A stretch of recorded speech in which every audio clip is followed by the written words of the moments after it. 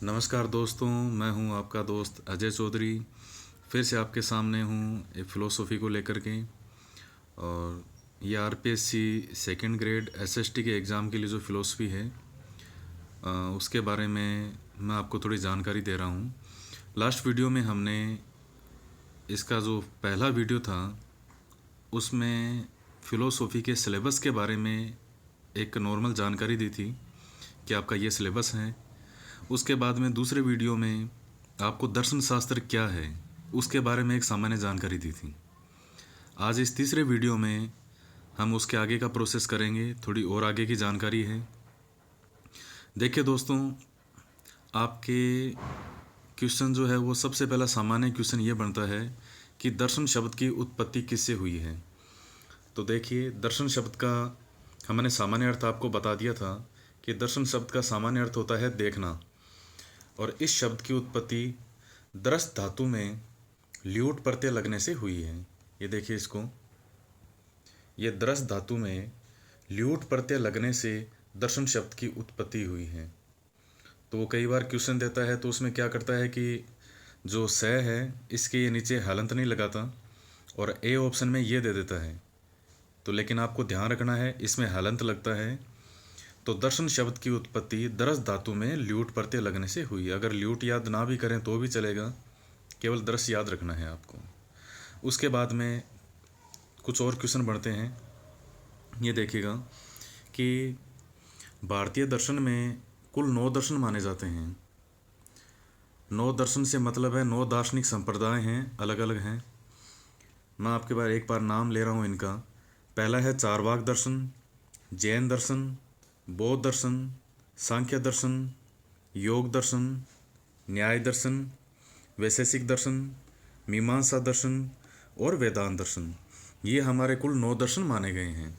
इसमें चारवाक दर्शन के प्रतिपादक कौन हैं, इसके गुरु मतलब इसको देने वाले कौन हैं। तो देखिएगा, इस तरफ मैंने इनके जो प्रवर्तक हैं उनके नाम लिखे हैं। सबसे पहला चारवाक दर्शन है। चारवाक दर्शन के जो प्रवर्तक हैं वो गुरु बृहस्पति माने गए हैं। फिर देखिएगा, जैन दर्शन है, इसके प्रवर्तक ऋषभदेव हैं। कई बार जैन दर्शन का नाम आते ही सभी को महावीर स्वामी का नाम याद आता है, लेकिन उन्होंने इसको लोकप्रिय किया था और वो अंतिम थे इनके गुरु। लेकिन इसके पहले प्रतिपादक कौन माने जाते हैं, जैन दर्शन दिया किसने था, तो ये सबसे पहले थे इनके ऋषभदेव। उसके बाद में आपका बौद्ध दर्शन आता है। बौद्ध दर्शन को किसने दिया था, महात्मा बुद्ध ने। 563 ईसा पूर्व में इनका जन्म हुआ था। सांख्य दर्शन, सांख्य दर्शन के प्रवर्तक या प्रणेता कौन माने जाते हैं, महर्षि कपिल माने जाते हैं। इसको याद करने के लिए आप जैसे बाजार से साग सब्जी खरीदते हैं तो आप कहते हैं कि साग सब्जी लाए, तो सा से सांख्य और कै से कपिल, तो सांख्य दर्शन के प्रणेता हो गए महर्षि कपिल। उसके बाद में आपका योग दर्शन आता है। योग दर्शन के प्रवर्तक माने जाते हैं महर्षि पतंजलि माने जाते हैं। ये बाबा रामदेव ने इसको फेमस किया है योग को, तो उनके जगह जगह नाम भी लिखा मिलता है पतंजलि योग पीठ, तो वो यही पतंजलि हैं।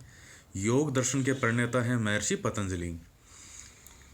उसके बाद हमारा आता है न्याय दर्शन। न्याय दर्शन के प्रणेता महर्षि गौतम माने जाते हैं।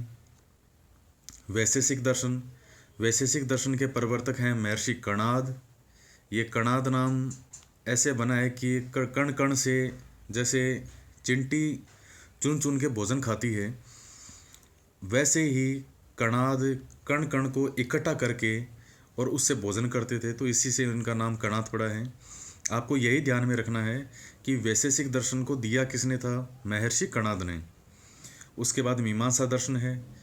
मीमांसा दर्शन के प्रवर्तक महर्षि जैमिनी माने जाते हैं और वेदांत दर्शन के प्रवर्तक माने जाते हैं महर्षि बादरायण। इस प्रकार से टोटल आपके 9 दर्शन हो गए हैं। ये चारवाक, जैन, बौद्ध, सांख्य, योग, न्याय, वैशेषिक, मीमांसा और वेदांत। अब देखिए यहाँ पर दोस्तों, मैंने प्रारंभ के जो 3 हैं, बृहस्पति, ऋषभदेव और महात्मा बुद्ध, यानी चारवाक दर्शन, जैन दर्शन और बौद्ध दर्शन, इन तीनों के आगे मैंने लिखा है नास्तिक दर्शन। जबकि जो बाकी के 6 हैं सांख्य, योग, न्याय, वैशेषिक, मीमांसा और वेदांत, इनके आगे मैंने आस्तिक दर्शन लिखा है। और ये 6 दर्शन एक साथ हैं, इसलिए मैंने इनके आगे ओब्लिक करके षट दर्शन भी लिखा है, यानी 6 दर्शन।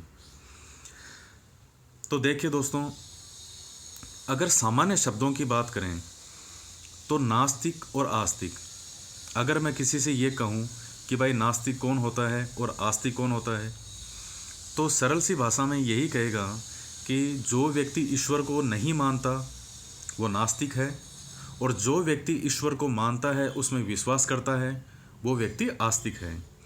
लेकिन ये सिर्फ हमारी डेफिनेशन है।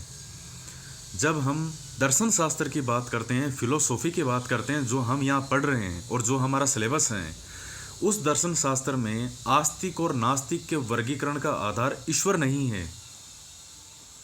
तो फिर ये क्यों सुनाना चाहिए कि इसके वर्गीकरण का आधार क्या है? तो देखिए, इसके वर्गीकरण का आधार है, वो है वेद। वेद कैसे हैं? वेदों के बारे में मैं नेक्स्ट वीडियोज़ में डिटेल में पढ़ाऊँगा आपको।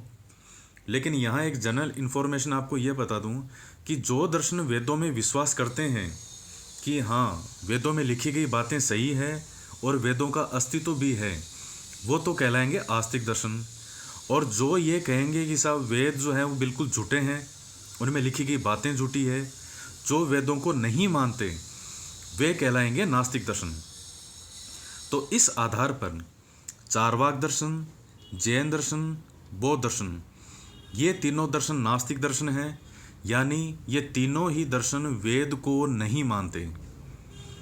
आगे के जो 6 दर्शन हैं, जिनको हम षट दर्शन भी कहते हैं, ये आस्तिक है। इसका सीधा सा मतलब ये है कि ये दर्शन वेदों की सत्ता और उनकी प्रामाणिकता में विश्वास करते हैं, यानी ये दर्शन वेदों को मानते हैं। तो अगर आपके क्वेश्चन आता है कि आस्तिक और नास्तिक के वर्गीकरण का आधार है, और अगर 4 ऑप्शन आते हैं A, B, C, D, और उसमें पहला ऑप्शन आता है ईश्वर के आधार पर, दूसरा ऑप्शन आता है वेदों के आधार पर, तीसरा आता है दोनों के आधार पर, और चौथा आता है इनमें से कोई नहीं, तो आप उसमें ईश्वर को नहीं टिक मार करेंगे, उसका आप सेकंड ऑप्शन करेंगे, थर्ड भी नहीं करेंगे कि ईश्वर और वेद दोनों के आधार पर है। भारतीय दर्शन में, इस दर्शन शास्त्र में, इस फिलोसॉफी में इनके वर्गीकरण का आधार सिर्फ वेद है। तो आप बी ऑप्शन को टिक करेंगे कि आस्तिक और नास्तिक के वर्गीकरण का आधार क्या है, तो बी ऑप्शन राइट होगा, वेदों के आधार पर। अच्छा, इसके बारे में एक छोटी सी जनरल इन्फॉर्मेशन और है कि इन सभी दर्शनों में सबसे प्राचीन दर्शन कौन सा है? तो सबसे प्राचीन दर्शन इनमें सांख्य दर्शन माना जाता है, कि सांख्य दर्शन है वो सर्वाधिक प्राचीन है।